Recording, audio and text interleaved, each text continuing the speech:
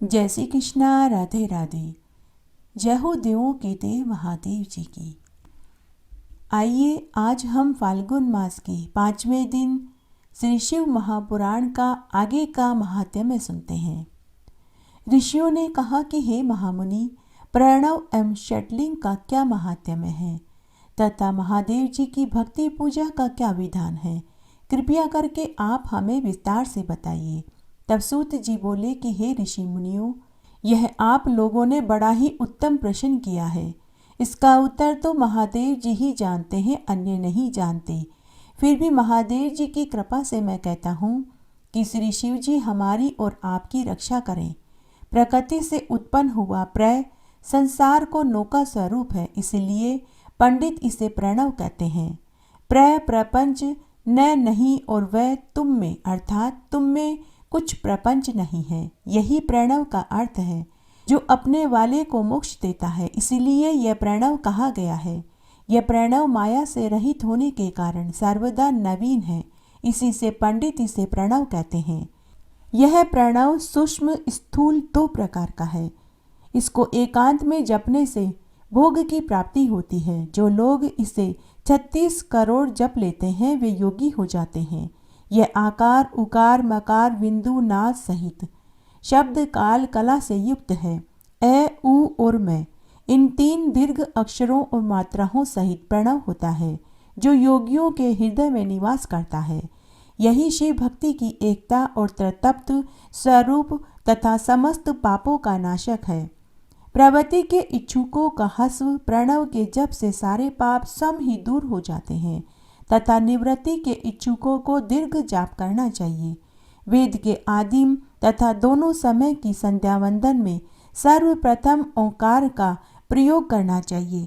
प्रणव के 9 करोड़ जाप से पुरुष शुद्ध हो जाता है, फिर 9 करोड़ जाप से पृथ्वी का जाप, फिर इतने ही जाप से तेज का, फिर इतने ही जप से वायु का, 9 करोड़ से गंध आदि का जाप होता है। हे ब्राह्मणों, नित्य सहस्त्र मंत्र जाप करने से ओंकार से प्रबुद्ध हो शुद्ध योग को प्राप्त होता है। फिर जितेंद्रिय होकर जो 105 करोड़ प्रणव का जाप करता है वह पंच अर्णव से बाहर शिवलोक को प्राप्त होता है, जहाँ राज मंडप उत्तम नंदी का स्थान तप रूप वृषभ के दर्शन होते हैं। जहाँ नंदी का स्थान है उसके आगे के शिव वैभव को कोई नहीं जानता। वहाँ नंदकेश्वर बाहर स्थित होकर पंचाक्षर मंत्र की उपासना करते हैं। महात्माओं का वाक्य है कि शिवलोक की जानकारी बिना शिव की कृपा के नहीं होती। जो ब्राह्मण और गुरु से प्राप्त कर शिव पंचाक्षरी का 5 लाख जाप करते हैं उनकी आयु बढ़ जाती है, स्त्री स्त्रीत्व से छूट जाती है, क्षत्रिय क्षत्रियत्व से छूटकर ब्राह्मण हो जाता है और पुनः मुक्त हो जाता है, वैश्य वैश्यत्व से छूटकर क्षत्रिय हो जाता है और वह ब्राह्मण कहलाने लगता है। अगर शूद्र 24,000 जाप करे तो ब्राह्मण के समान शुद्ध हो जाता है, क्योंकि यह मंत्र शिव स्वरूप है। जो इसको धारण कर लेता है वह शिव स्वरूप हो जाता है। शिव भक्ति की यही महानता है।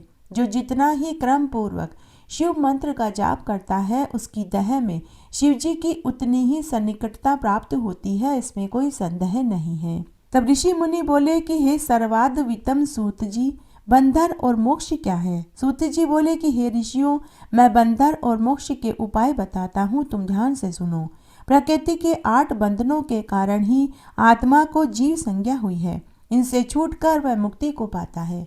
प्रकृति के आगे बुद्धि और बुद्धि के आगे गुणात्मक अहंकार और पंच तंत्रात्मक, यही सब 8 प्रकृति है। इन्हीं 8 से यह देह है और इससे जो कुछ क्रिया हो रही है इसी का नाम कर्म है। फिर कर्म से देह इस प्रकार बारंबार होते हैं। स्थूल सूक्ष्म कारण, ये 3 प्रकार के शरीर होते हैं। स्थूल व्यापार करता, सूक्ष्म इंद्रियों का भोग करता तथा कारण शरीर आत्मा के उपभोग के निमित्त है। कर्मों के द्वारा ही यह पाप पुण्य को भोगता है और इन्हीं से सुख दुख की प्राप्ति होती है। इस काल में यह जीव कर्म रूपी डोरे से बारंबार बंध कर कर्मों से तीनों प्रकार सहित चक्रवत सदैव भ्रमता रहता है। 8 प्रकृति ही 8 चक्र है। शिव जी इनसे परे हैं। यही चक्र करता है, वही 8 को वश में किए हुए है। ये शिव जी सर्वज्ञ निष्प्रय परिपूर्ण है उन महेश की अनंत शक्ति को वेद जानता है। उनकी प्रसन्नता के लिए शिव का पूजन करना चाहिए। जो मन वचन शरीर धन से बैरलिंग या भक्त जनों में शिव भावना करके पूजा करता है, उन पर महेश की हमेशा कृपा होने लग जाती है। इस प्रकार शिव जी का मानस ऐश्वर्य बिना यंत्र के ही प्राप्त हो जाता है, जिसमें सर्वज्ञता आदि ऐश्वर्य सब कुछ उन्हें प्राप्त होता है। उसी को वेद शास्त्रज्ञ सायुज्य मुक्ति भी कहते हैं। अतः शिव जी को प्रसन्न करने के लिए शिव जी की पूजा करें, शिव की क्रिया, शिव का तप, शिव का जाप करें। जब तक सो न जाए शिव के ही ज्ञान ध्यान और नाम आदि का अभ्यास करते रहना चाहिए। इतना सुनकर ऋषियों ने कहा कि हे सूत जी, अब लिंग आदि में शिव जी की पूजा का विधान बताइए। सूत जी बोले कि हे ब्राह्मणों, तुम ध्यान से सुनो, मैं लिंग आदि का पूजन विधान कहता हूँ। प्रणव पहला लिंग है जिससे सब कामनाएं पूर्ण होती है। वह स्थूल भी है और सूक्ष्म भी है। उसी को पंचाक्षर कहते हैं। उसी की पूजा से मोक्ष मिलता है। इसके अतिरिक्त पुरुषार्थ से और प्रकृति के भी बनाए हुए बहुत से लिंग हैं। पृथ्वी के विकार से मैं 5 लिंग कहता हूँ: शंभु लिंग, विंदु लिंग, प्रतिष्ठित लिंग, चर लिंग और गुरु लिंग। जो लिंग किसी देवते या ऋषि के तप से पृथ्वी को फोड़कर वहां स्वम निकला हो, वह शंभु लिंग कहलाता है। उस लिंग की पूजा करने से स्वम ज्ञान की वृद्धि होती है। इसी प्रकार स्वर्ण, चांदी, पृथ्वी आदि की वेदिका में या लिंग को प्रणव मंत्र से पत्र पर लिखकर उसकी प्रतिष्ठा आवाहन करें तो वह बिंदु लिंग कहलाता है। वैसे तो जिस में शिवजी का विश्वास हो उसमें वही फल मिलता है। विधि पूर्वक लिंग को संपुट पात्र में रखकर पृथक ग्रह में स्थापन करें और नित्य पूजन भोजन निवेदन करें। यह ग्रस्त के लिए उचित है। निवृत्त हुए जनों को सूक्ष्म लिंग का भी विधान है। उनके लिए विभूति से अर्चन कर विभूति ही निवेदन करना योग्य है, क्योंकि विभूति का एक अलग ही महत्व है। शिव का भक्त शिव स्वरूप हो जाता है। अतः स्त्री हो या पुरुष, उसे सदैव भस्म धारण करना चाहिए। दिन हो या रात, किसी भी समय सजल भस्म को त्रिपुंड सहित धारण करें। शिव मंत्र द्वारा भस्म धारण करके श्रेष्ठ आश्रमी होता है। शिव पारायण ही शिव आश्रमी है। शिव के व्रती को अपवित्रता और सूतक नहीं लगता, क्योंकि वह भस्म लगाए रहता है। गुरु के हाथों उनसे सीखकर नित्य भस्म धारण करना चाहिए। वही सच्चा गुरु है जो शिष्य के राजस तामस आदि तीनों गुणों को नाश कर शिव का बोध कराता है। इसी प्रकार ज्ञानी गुरु सर्वदा ही पूजनीय है, शिष्य पुत्र के समान है। वही सच्चा शिष्य है जो गुरु के शासन को स्वीकार करता है। इस प्रकार दोनों का अंतर जानकर गुरु रूप पिता का पूजन करना योग्य है। तन मन धन से गुरु सर्वदा ही पूजनीय है। गुरु पूजा से भगवान शिव की पूजा हो जाती है। गुरु भी विशेष ज्ञाता होना चाहिए। उसे बड़े यत्न से ऐसे गुरु को ग्रहण करें। अज्ञान का नाश करना ही गुरु का कार्य है। यदि विशेष ज्ञाता गुरु हो तो अज्ञान को हटा सकता है। सब कर्मों के आदि में विघ्न नाशक गणेश जी का पूजन करना चाहिए। फिर सब बाधाओं की शांति के लिए देवताओं का पूजन करें। दैहिक दैविक भौतिक तीनों प्रकार के दोष पाप देव आदि पूजन से शांत हो जाते हैं। आचार्य जैसा कहें विष्णु आदि की पूजा करें, जिससे जप हवन आदि का विधान संपन्न हो जाता है। दान आदि का भी नियम पालन करना चाहिए। प्रतिमा का दान करना चाहिए। स्वर्ण प्रतिमा का दान दक्षिणा सहित करें। संपूर्ण आयु की सिद्धि के लिए तिल का दान करें। व्याधि दूर करने के लिए घी का पात्र का दान करें। 1000 ब्राह्मणों को भोजन करावें। दरिद्र हो तो गौ को भोजन करावें, अथवा और भी धनाभाव हो तो यथाशक्ति भोजन करावें। भूत आदि की शांति के लिए भैरव जी की पूजा करें। यदि इस प्रकार का शांति यज्ञ प्रत्येक वर्ष फाल्गुन मास में करें तो बहुत से दोषों की शांति हो जाती है। यदि ऐसा सविध दक्षिणा युक्त यज्ञ आदि कर्म धनाभाव के कारण करने में असमर्थ हों तो स्नान करके कुछ दान करें। 108 मंत्र द्वारा सूर्य की पूजा करें। 10,000 लक्ष अथवा करोड़ नमस्कार करें। इस प्रकार का नमस्कार रूप यज्ञ से संपूर्ण देवता प्रसन्न हो जाते हैं। शिव भगवान से इस प्रकार प्रार्थना करें कि हे महादेव जी, आप सगुण प्रकाश में हैं। आपके स्वरूप से मैंने अपनी बुद्धि अर्पण कर दी है और जो कुछ भी मेरा है वह सब कुछ आपका है। मैं अपनी देह से नम्र हूँ। हे प्रभु, आप महान हैं और आपका होने से ही मेरा स्वरूप शून्य नहीं है, क्योंकि मैं आपका दास हूँ। इस प्रकार की प्रार्थना करके नमस्कार पूर्वक आत्म यज्ञ की कल्पना करें। आचार्य गुरु जैसा बताएं वैसा पाप नाशक विधान करें। शिव धर्मों में पदक्षिणा सबसे श्रेष्ठ है। क्रिया से युक्त जप रूप प्रणव ही प्रदक्षिणा है। जन्म मरण माया चक्र है और इसी को शिव का बलिपीठ कहते हैं। बलिपीठ से प्रारंभ करके प्रदक्षिणा के क्रम से नमस्कार द्वारा आत्मसमर्पण करें। जन्म मरण दोनों को शिव की माया में अर्पण करते हुए शिव की माया में अर्पण करने के लिए आत्मा को जन्म मरण नहीं प्राप्त होता, प्राणी मुक्त हो जाता है। जब तक शरीर क्रिया के अधीन है तभी तक बद्ध होने से वह जीव कहा जाता है और स्थूल सूक्ष्म और कारण तीनों शरीरों को वश में करने पर विद्वान द्वारा यही मुक्त कहा गया है। शिवजी ही इस माया चक्र के प्रणेता हैं। शिवजी ही सबके परम कारण हैं। शिवजी की माया में अर्पित द्वंद्व का शिवजी ही निवारण है। हे ब्राह्मणों, पदक्षिणा नमस्कार शिवजी को अत्यंत ही प्रिय है। जो परमात्मा शिव की इस प्रकार षोडशोपचार विधि द्वारा पूजा पदक्षिणा नमस्कार करते हैं उन्हें महान फल की प्राप्ति होती है। पृथ्वी में ऐसा कोई पातक नहीं जो पदक्षिणा से नाश न होता हो, इसलिए पदक्षिणा से समस्त पापों का नाश करें। जैसे भी हो, शुद्ध अन्न खाकर जीव हिंसा से रहित होकर एकाग्र मन से महादेव जी की पूजा भक्ति करें। यथासंभव गौदान करें, परंतु शिव भक्तों में अवश्य ही शिव महात्म्य को प्रकाशित करें। शिव मंत्र के रहस्य को शिव ही जानते हैं, अन्य नहीं जानते। शिव भक्त को चाहिए कि नित्य ही शिवलिंग का आश्रय लेकर पूजा और उपवास करें। हे ब्राह्मणों, जो मनुष्य इस महात्म्य को पढ़ते सुनते या सुनाते हैं उनके ऊपर महादेव जी की कृपा बरसने लग जाती है। ऋषि बोले कि हे सूत जी, आप चिरकाल तक जीवित रहें। आप धन्य हैं जो आपने शिवलिंग की महिमा को हमें भली प्रकार समझाया। अतः अब आप हमें पार्थिव महेश्वर की जैसी महिमा हो वह सुनाइए। सूत जी बोले कि हे ऋषियों, आप लोग ध्यान से सुनो। मैं आपकी भक्ति और आदर से प्रसन्न होकर शिव के पार्थिव लिंग की महिमा सुनाता हूँ। सब लिंगों में पार्थिव लिंग श्रेष्ठ है, जिनके पूजन से बहुत से लोग सिद्ध हुए हैं। ब्रह्मा, विष्णु और कितने ही ऋषियों ने पार्थिव लिंग की पूजा करके अपने मनोरथों को पूर्ण किया है। देवता, असुर, मनुष्य, गंधर्व, सर्प, राक्षस और भी बहुत से पार्थिव लिंग की पूजा करके परम सिद्धि को प्राप्त हुए हैं। सतयुग में रत्न का, त्रेता में स्वर्ण का, द्वापर में पारे का और कलयुग में पार्थिव लिंग श्रेष्ठ है। पार्थिव लिंग की पूजा करने और तप करने से अधिक फल प्राप्त होता है। जैसे समस्त नदियों में गंगा जी श्रेष्ठ है, ऐसे ही सब लिंगों में पार्थिव लिंग श्रेष्ठ है। जैसे सब मंत्रों में ओंकार मंत्र महान है, ऐसे ही सब लिंगों में पार्थिव श्रेष्ठ, आराध्य, पूजनीय, योग्य है। जैसे सब वर्णों में ब्राह्मण श्रेष्ठ है, सब पुरियों में काशी श्रेष्ठ है। जैसे सब व्रतों में महाशिवरात्रि का व्रत श्रेष्ठ है, जैसे शक्तियों में शैवी शक्ति श्रेष्ठ है, वैसे ही सब लिंगों में पार्थिव लिंग श्रेष्ठ है। पार्थिव लिंग की पूजा से बढ़कर किसी अन्य देवता की पूजा तथा स्नान दान आदि नहीं है। पार्थिव का आराधना पवित्र, पूर्ण रूप, धन और आयु को बढ़ाने वाला, तुष्टि पुष्टि लक्ष्मी को देने वाला है। जो पार्थिव लिंग की शुभ वेदी का पूजन करते हैं वे इस लोक में धनवान होकर मरने के बाद रुद्रलोक को प्राप्त होते हैं। जो पार्थिव लिंग बनाकर महादेव जी का पूजन करते हैं वह शिवलोक का भागी बनता है तथा असंख्य वर्षों तक शिवलोक में आनंद सुख भोग कर अंत में पुनः पृथ्वी पर मनुष्य योनि को प्राप्त करके चक्रवर्ती राजा बनता है।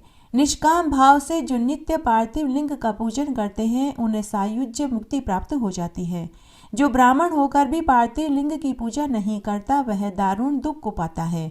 लिंग के कई प्रकार हैं, रत्न, सुवर्ण, स्फटिक तथा पार्थिव पुष्पराग से उत्पन्न, किंतु कोई भी लिंग हो उसे अच्छी तरह से पूजा करनी चाहिए। सूत जी बोले कि अब वैदिक भक्तों के लिए पार्थिव पूजन का विधान सुनो, जो उन्हें मुक्ति और भुक्ति को देगा। वे सूत्रों की विधि से स्नान करके, संध्या उपासना करके, फिर ब्रह्म यज्ञ कर, पीछे तर्पण कर, संपूर्ण नित्य कर्मों को करके शिव स्मरण पूर्वक भस्म तथा रुद्राक्ष को पहने, फिर भक्ति पूर्वक श्रेष्ठ पार्थिव लिंग को वेदोक्त विधि से भली प्रकार पूजन करें। किसी नदी के तट पर, पर्वत पर, जंगल में, शिवालय या पवित्र क्षेत्र में पार्थिव लिंग की पूजा करें। शुद्ध देश में उत्पन्न हुई मिट्टी को प्रयत्न से लाकर सावधान होकर शिवलिंग की पूजा करनी चाहिए। मृतिका को जल से शुद्ध कर धीरे धीरे उसका पिंड बनावें।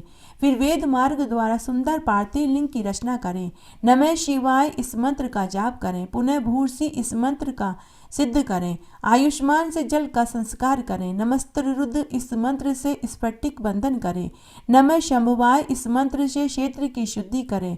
नमः पूर्वक पंचामृत से प्रोक्षण करें। नमो नीलग्रीवाय इस मंत्र से लिंग की प्रतिष्ठा करें। ऐत्र रुद्राय इस मंत्र से भक्ति पूर्वक रमणीय आसन देवे। मनोमहंताम इस मंत्र से आह्वान करें। रुद्र इस मंत्र से उपवेश करें।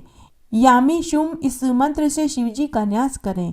अयोच दिति इस मंत्र से प्रेम पूर्वक अधिवास करें। असोजी इस मंत्र द्वारा देवता का न्यास करें। ऐसोयो वस्पर्ति इससे उपसमर्पण करें। फिर नमोस्तुत नीलग्रीवाय इस मंत्र से मनु द्वारा पाद स्नान, रुद्र गायत्री से अर्घ्य देकर त्र्यंबकम मंत्र से आचमन करें। फिर दधि क्रांबणों इस मंत्र से दधि स्नान, घृतयाव इस मंत्र से घी से स्नान, प्रतिव्याम इस मंत्र से दूध स्नान। इस प्रकार वेदोक्त विधि से बुद्धिमान शंकर जी का पूजन करें, जिससे उनको उत्तम फल की प्राप्ति होगी। हे ब्राह्मणों, इसकी और साधारण विधि है। शिव के नामों से ही पार्थिव लिंग की पूजा करें। हे मुनिश्रेष्ठों, जो पूजा सब कामनाओं को पूर्ण करने वाली है उसे सुनो। हर महेश्वर, शंभु, शूलपाणी, पिनाकधारी, शिव, पशुपति, महादेव इस क्रम से मृतिका लाकर फिर प्रतिष्ठा और आह्वान कर स्नान, पूजन, क्षमा कराकर विसर्जन करें। ओम नमः शिवाय को भक्ति पूर्वक जपता हुआ शिवजी का ध्यान करें। इस प्रकार गुरु के दिए हुए पंचाक्षरी मंत्र को विधि पूर्वक जाप करें। बुद्धिमान को चाहिए कि अनेक प्रकार से शतरुद्रीय का पाठ करें। हाथ में अक्षत पुष्प लेकर भक्ति से प्रसन्नचित होकर शंकर भगवान की प्रार्थना करें। हे शिव, आपके गुणों को जानने वाला, आप में चित्त लगाने वाला मैं आपका हूँ। हे कृपा निदान, हे भूतनाथ, ऐसा जानकर मुझसे प्रसन्न होइए। हे शंकर जी, अज्ञान से अथवा ज्ञान से जो कुछ भी आपका पूजन किया है वह आपकी कृपा से सफल हो। हे गिरीश, मैं महापापी हूँ, आप महापवित्र हैं, ऐसा जानकर आपकी जैसी इच्छा हो वैसा करें।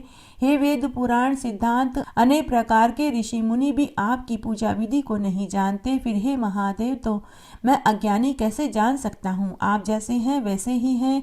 हे महेश्वर, मैं सर्वभाम से आपका ही हूँ। हे महेश्वर, आप मेरी रक्षा करें, मुझ पर प्रसन्न होएं। इस प्रकार शिवजी के ऊपर पुष्प और अक्षत चढ़ावें, फिर साष्टांग दंडवत प्रणाम करें, फिर यथोष्ट विधि से पदक्षिणा करें, फिर श्रद्धापूर्वक स्तुति द्वारा देवेश का स्तवन करें, फिर गले से शब्द निकाल कर पवित्र हो नम्रता पूर्वक प्रणाम कर पूजन और विसर्जन करें। हे मुनि शार्दुल, इस प्रकार सविधि पार्थिव पूजन से भक्त को भुक्ति, मुक्ति और भक्ति प्राप्त होती है। शिवजी का ऐसा भक्त अपनी सब मनोकामनाओं को पूरी करवा लेता है। इस महात्म्य को सुनने और पढ़ने वाला आयु, आरोग्य, यश, स्वर्ग, पुत्र, पौत्र का सुख प्राप्त करता है। एक बार की बात है, काशी नगरी में एक छोटे से गांव में एक जमींदार था। उसके कई बंधुआ मजदूर काम करते थे। उनमें एक कमल राज नाम का एक नीच जाति का एक मजदूर था। वह शिव भक्त था। उसके एक बेटा और एक बेटी थी और एक बीमार पत्नी जिसका नाम विमला था। सभी उसी जमींदार के गुलाम थे। वे उसी की जमीन में एक छोटी सी झोपड़ी बनाकर रह रहे थे।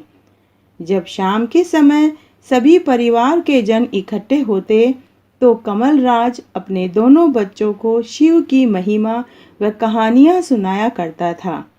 बेटा छोटा था और बेटी बड़ी थी। बेटे का नाम प्रहलाद व बेटी का नाम मीरा था। उसकी पत्नी हमेशा बीमार रहती थी। घर की रोटी भी कमलराज और बच्चे मिलकर ही बनाते थे। बच्चे भी अपने पिता के साथ जमींदार के मजदूरी करते थे। बच्चे कभी पाठशाला नहीं गए, कभी उन्होंने भगवान शिव के मंदिर के दर्शन भी नहीं किए, क्योंकि वो अछूत जाति के थे। भगवान ने केवल इंसान बनाया और हम इंसानों ने छूत अछूत बनाया। बचपन से भगवान शिव की महिमा सुनते थे, तो दोनों बच्चे भी भगवान शिव के दर्शन को उत्साहित रहते थे। एक दिन दोनों बच्चों ने अपने पिता से मंदिर जाने की जिद की, लेकिन पिता लाचार बेबस क्या कर सकता था। उसने कहा, बेटा, ये शिव मंदिर में जाने की बात अपने मन में ही दफन कर दो। अगर किसी को पता चला तो जमींदार हमें जिंदा धरती में गड़वा देगा। बच्चे उदास होकर रह गए, लेकिन कमलराज ने अपने दोनों बच्चों से ये वचन लिया कि तुम अपने जीवन काल में शिव मंदिर जरूर जाना, और दोनों बच्चों ने भी अपने पिता को यह वचन दिया। देखते ही देखते बच्चे बड़े हो गए और एक दिन मीरा की शादी देखने की उसकी माँ की बहुत इच्छा हुई। तब कमलराज ने एक अच्छा सा लड़का देखकर मीरा की शादी कर दी। शादी के कुछ महीनों बाद मीरा की माँ चल बसी। उसके बाद कमलराज भी बीमार रहने लगा और एक दिन कमलराज भी चल बसा। तब मीरा अपने भाई को अपने साथ ससुराल ले गई। मीरा के ससुराल में भी एक बहुत विशाल शिव मंदिर था। रोज मंदिर की आरती और घंटी की आवाज दोनों भाई बहनों को सुनाई देती, लेकिन दोनों मन मसोस कर रह जाते। मीरा के ससुराल में सास ससुर जेठ जेठानी सभी थे। उन सबको मीरा के भाई का वहां रहना पसंद नहीं था। सभी उसके भाई को झिड़कते और ताना मारते रहते थे। मीरा यह देखकर चुप हो जाती थी, लेकिन मीरा अपने छोटे भाई को बहुत प्यार करती थी। एक दिन जब मीरा अपने ससुराल में मजदूरी करने जा रही थी, तो वहां के जमींदार के लड़के की बुरी नजर मीरा पर पड़ गई। उसने मीरा को रास्ते में रोककर पूछा, अरे तू उदास क्यों रहती है? तब मीरा ने हाथ जोड़कर कहा, हुकुम, हम छोटे लोग हैं, आप बड़े आदमी हैं, हम खुश रहें उदास रहें हमें कौन पूछता है। तब जमींदार का लड़का बोला, नहीं तू बता। तब मीरा बोली, हुकुम, एक बार हमें शिव मंदिर के दर्शन करने हैं, बहुत इच्छा है। तब जमींदार का लड़का बोला कि तू रात को अकेली मंदिर के पिछवाड़े आ जाना, मैं तुझे भगवान के दर्शन करवा दूंगा, लेकिन तुम अकेली आना। मीरा बहुत खुश हुई। उसे उसकी गंदी चाल का अंदाजा नहीं था। मीरा घर पहुंची। उसने अपने भाई को पूरी बात बताई। उसका भाई व मीरा शाम का इंतजार करने लगे। वह रात को चुपचाप घर से निकल पड़े। मीरा ने अपने भाई से कहा कि तुम मंदिर के दरवाजे पर खड़े हो जाना और जब मैं तुम्हें आवाज लगाऊं तुम आ जाना। फिर मीरा अंदर गई। मंदिर के पिछवाड़े में जमींदार का लड़का और 3-4 अन्य व्यक्ति भी खड़े थे। मीरा उनकी नीयत समझ गई। उसी पांव वापस भागी तो उसका भाई वहां पहुंच गया। अब जमींदार के लड़के को खुद की हार महसूस हुई। उसने उन व्यक्तियों के साथ मिलकर शोर मचाया और बोला, गांव वालों देखो, एक अछूत मंदिर में आ गया है, इसने मंदिर को अपवित्र कर दिया है। तभी पूरा गांव व जमींदार वहां आ गए। सभी ने मीरा और प्रहलाद को खूब लकड़ियों से मारा और उन दोनों को गांव के बाहर 2 अलग अलग पेड़ों के बांध दिया, और कोई भी उन्हें खाना पानी देगा तो वह भी सजा पाएगा, यह ऐलान जमींदार ने करवा दिया। मीरा व मीरा के भाई ने अपनी सफाई में बहुत कहना चाहा, लेकिन किसी ने उनकी नहीं सुनी। मीरा ने अपने पति और ससुराल वालों को सच्चाई बतानी चाहिए, लेकिन उन्होंने भी उसकी नहीं सुनी। भूखे प्यासे बिना अपराध के 3 दिन तक वो पेड़ के बंधे रहे। दोनों भाई बहन को विश्वास था कि भगवान शिव जरूर आएंगे और उन्हें दर्शन देंगे, और वो पूरे समय ओम नमो शिवाय, ओम नमो शिवाय का जाप करते रहे। तभी देवलोक में ब्रह्मा का आसन डोलने लगा। तब सभी देवतागण घबरा गए। ब्रह्मा विष्णु महेश सभी देवता इकट्ठे हो गए कि क्या हुआ, कौन है जो पृथ्वी पर कठोर तप कर रहा है। तब नारद जी ने पूरी बात बताई। तब उसी समय सभी देवताओं ने भगवान शिव से मांग की कि अब तो आप ही बचा सकते हैं। तभी भगवान शिव ने एक माया रची। रातों रात उस जगह एक विशाल शिव मंदिर बन गया, और खुद भगवान ने उन दोनों को पेड़ से खोला और ले जाकर मंदिर में छोड़ दिया। और उसी समय जमींदार को स्वप्न में दर्शन देकर कहा कि तुम प्रहलाद और मीरा को मंदिर में पूजा व दर्शन करने दो, नहीं तो मैं तुम्हारे परिवार को और तुम्हें बर्बाद कर दूंगा। अचानक जमींदार की नींद खुली तो वह डर गया और सुबह होने का इंतजार करने लगा। सुबह होते ही सबसे पहले वह उसी जगह पहुंचा जहां प्रहलाद और मीरा को पेड़ से बांधा था, तो उसके आश्चर्य का ठिकाना नहीं रहा। वहां बहुत विशाल शिव मंदिर बना हुआ था। वहां पहले से ही पूरा गांव इकट्ठा था। सभी प्रहलाद और मीरा को घेरे हुए थे। जमींदार वहां पहुंचा। उसने प्रहलाद और मीरा को पानी पिलाया। वह अपनी गलती की क्षमा मांगी। तब प्रहलाद व मीरा ने भगवान के दर्शन किए। तभी स्वर्ग लोक से फूलों की बारिश उन दोनों के ऊपर होने लगी। सभी आश्चर्यचकित होकर देखने लगे। तब मीरा के ससुराल वालों ने मीरा और प्रहलाद से क्षमा मांगी और उन्हें अपने साथ घर ले गए। तभी सभी बंधुआ मजदूरों ने मीरा और प्रहलाद की जय जयकार की, क्योंकि उनकी वजह से उन्होंने भी मंदिर में प्रवेश किया। आज प्रहलाद व मीरा का अपने पिता को दिया हुआ वचन पूरा हुआ। तो हे भगवान, जैसे आपने प्रहलाद और मीरा की लाज रखी, वैसे सबकी रखना, कहने वाले की, सुनने वाले की और हुकारा भरने वाले की। घटती हो तो पूरी हो, पूरी हो तो परवान चढ़े, भूले बिसरे नाम तेरे भंडार में भरे। इस तरह आज हमने फाल्गुन मास के 5वें दिन का श्री शिव महापुराण का महात्म्य सुना।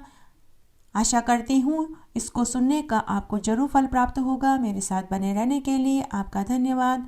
आगे आने वाले महात्म्य को सुनने के लिए भी आप इसी तरह मेरे साथ बने रहें। धन्यवाद।